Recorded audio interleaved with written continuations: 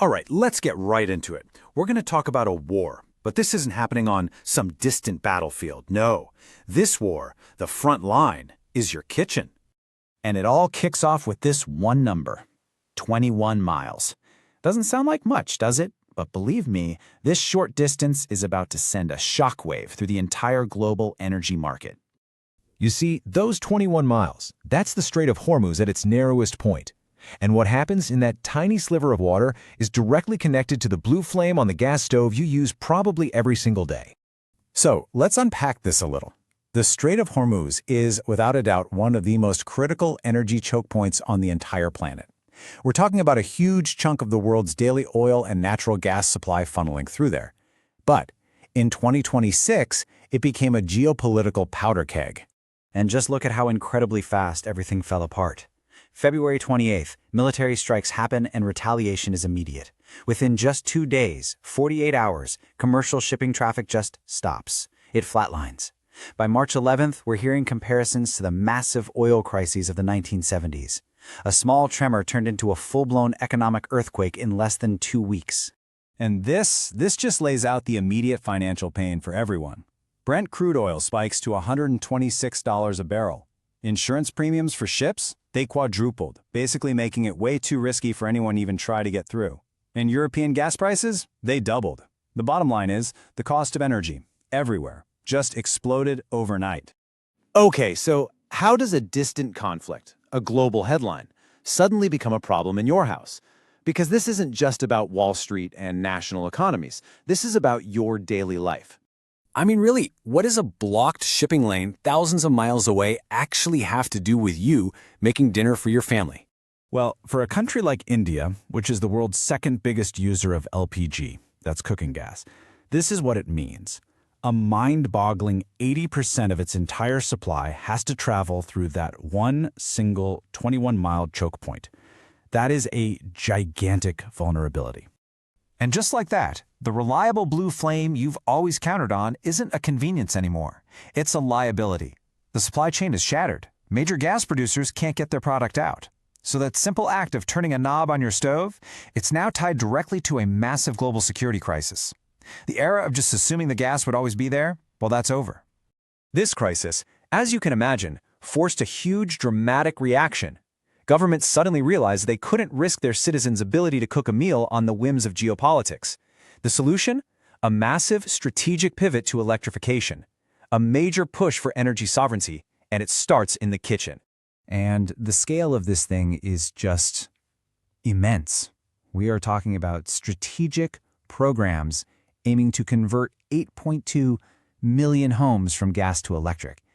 This is not some small niche trend. This is a national security level imperative designed to make the country more resilient from the inside out.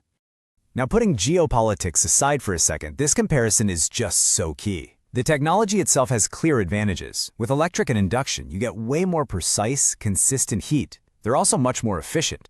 Gas stoves waste a ton of heat into the air around the pot. And of course, the big one, you're switching from relying on volatile foreign gas to using electricity that's made right here at home. But here's a really important heads up for anyone thinking about making the switch. It's not always as simple as just buying a new stove. You see, these high-performance cooktops, they need a dedicated 240-volt outlet. A lot of older homes just don't have that wiring. You might even need to upgrade your main electrical panel. So planning ahead is absolutely crucial. So this obviously raises a huge question. If you move 8.2 million kitchens onto the electric grid, can the grid even handle that massive new load? This is where the technology behind the scenes becomes so incredibly important to making this all work. A key piece of the puzzle is something called a community microgrid. You can kind of think of it like a mini, self-sufficient power grid for your neighborhood. It's connected to the main grid, sure, but, and this is the critical part, it can disconnect and run all by itself using local power from solar, wind, or batteries. It's a shock absorber for the whole system. And this right here really gets to the core idea of how these things are designed. These aren't just simple backup generators. Modern microgrids are these incredibly complex systems constantly trying to find the perfect balance between 4 things at once: keeping costs down, cutting emissions, maximizing efficiency, and of course, being totally reliable. And when you look at the performance data, wow, it is seriously impressive. These systems can hit 100% reliability, meaning the lights always stay on. They run at over 90% efficiency, and they can cut carbon emissions by a whopping 95% compared to the old grid. This is the tech that makes an all-electric future not just possible, but dependable. So let's look to the future. You've got millions of new electric kitchens, and you have this network of powerful microgrids. How on earth do you manage all that complexity? Well, the answer is AI. The reality is, our future cities are going to have to use artificial intelligence to deal with the constant ups and downs of energy supply and demand. It's really the only way to juggle all the variables from renewable energy and keep the entire system stable. You should think of the AI as the grid's super fast, super smart brain. It's always learning, always predicting. It uses these really advanced algorithms to anticipate what's going to happen. It knows when the sun is going to go behind a cloud, when everyone's going to get home and turn on their stoves, and exactly when to charge up the batteries or release power from them. It's making thousands of tiny decisions every second to keep the grid perfectly balanced, making sure your neighborhood has power, even if the bigger national grid is struggling. There's a line in the source material that just perfectly captures this whole moment. It says, "The blue flame is a relic of a fragile past." And you know what? It really makes you think. That idea of burning an imported fuel in our homes is starting to feel like a technology from a more vulnerable time. And so that really leaves us with the big question, doesn't it?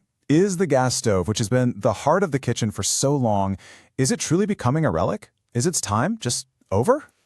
You know, based on the massive strategic shifts we're seeing, the answer seems to be a pretty clear yes. The electric kitchen isn't just a fancy upgrade anymore. It's becoming a powerful symbol of a more resilient, more independent way of life for all of us. The war for your kitchen is definitely on, and it looks like electric is winning.